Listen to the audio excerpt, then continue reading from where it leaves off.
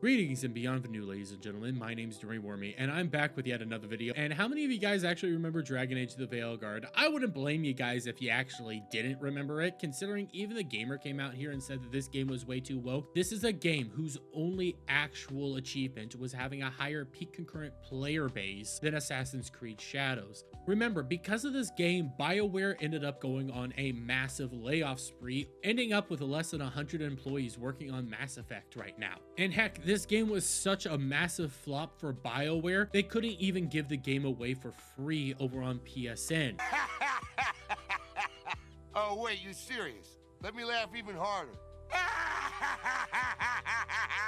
But we can go through the myriad of reasons as to why this game failed, whether that be hyper-progressive ideologies being shoved into your face the entire time, the inclusion of top surgery scars as an actual add-on to your overall character creation method. Maybe it's how they treated the Quinari. There's a myriad of reasons as to why it flopped. But this is 2025, in which, well, when a video game flops, it's not because of the company or the choices made by said director, it's always because of the fans. Dragon Age the Veilguard star, absolutely devastated over backlash, says people wanted to see BioWare fail. It's an idiotic stance to take. Well, why don't you cry about it? Saddlebag? That's right, ladies and gentlemen, it's your guys' fault for this video game failing. Ignore any of the other red flags that went into the marketing of this game, into the production of this game, into anything that had to actually do with the product itself. It's all because audiences just wanted to hate the game, and that's what led to its ultimately failing. And this is actually coming from an actress from the franchise who played in both Inquisition and Veilguard, Alex Wilton Reagan, in which Alex has this to say about the overall backlash and the overall failure of Dragon Age the Veilguard. I feel absolutely devastated for BioWare as a studio that they got such mixed reaction to the game. I personally thought it was a really strong game. I thought it was just BioWare being more BioWare. I also think a lot of people kind of wanted to see it fail, or wanted to see BioWare fail, either because they're just really bad people on the internet, of which there are unfortunately many, as we have discovered. People were attacking the game before it was released. It's ridiculous.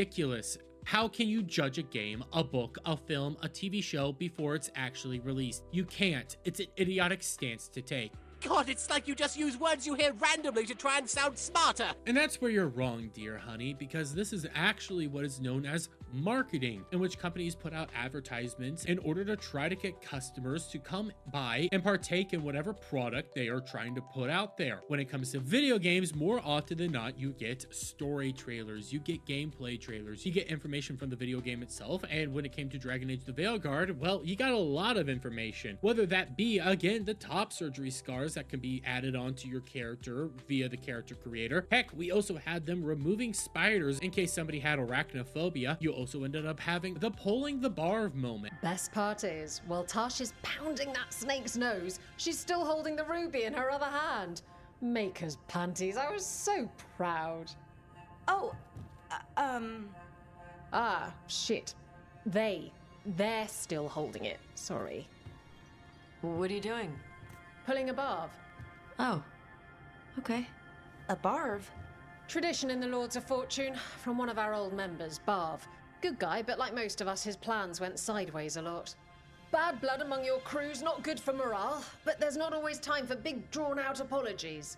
So, when one of us screws up and we know we've screwed up, we do a quick 10 to put it right. Pulling a barb. There's a myriad of things that were out there to judge said product. And this isn't exclusive to just Dragon Age the Veilguard, mind you. Like I said, this is basic marketing tactics. We can even take this over to, say, Harry Potter, where right now a lot of people are discussing the current casting, the core trio of the story, Harry, Ron, and Hermione, and people are judging based on what is actually being put out there right now on whether or not they like what they are seeing. We actually saw this prior to the casting of Harry, Ron, and Hermione when it came to the casting of Severus Snape and the backlash around that, in which people weren't happy for the fact that they race swapped said character. We can also take this to Ironheart, where when audiences saw said trailer, they decided to react negatively to it because it's pretty clear that this is just going to be more Marvel top tier slop content, and instead of being shown the hero's journey, well, we're shown the villain's journey yet again. Or we can even take this to Superman, where audiences want to be excited for Superman, but all they keep seeing is James Gunn plastering himself all over the place and changing everything for himself.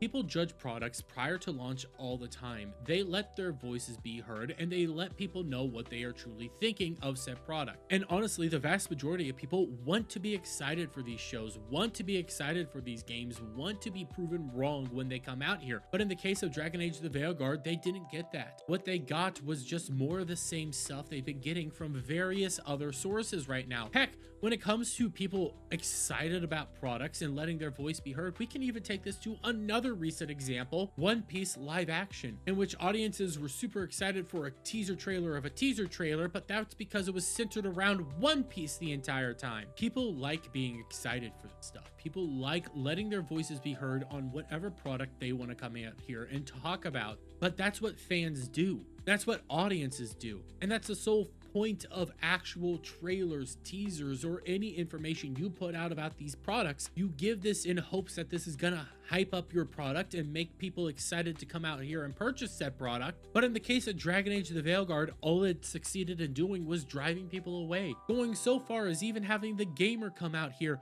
and say that your game is too woke. And mind you, this was written by a they, them. Oh my god, no way! You did this to yourself. You brought this upon yourself, and when you come out here and try to blame the fans for your own failures, that's just an example of you failing to take accountability for your own darn actions. Heck, even the director realized the game was so awful that she left the company and went somewhere else. That's gold, Sherry. Gold!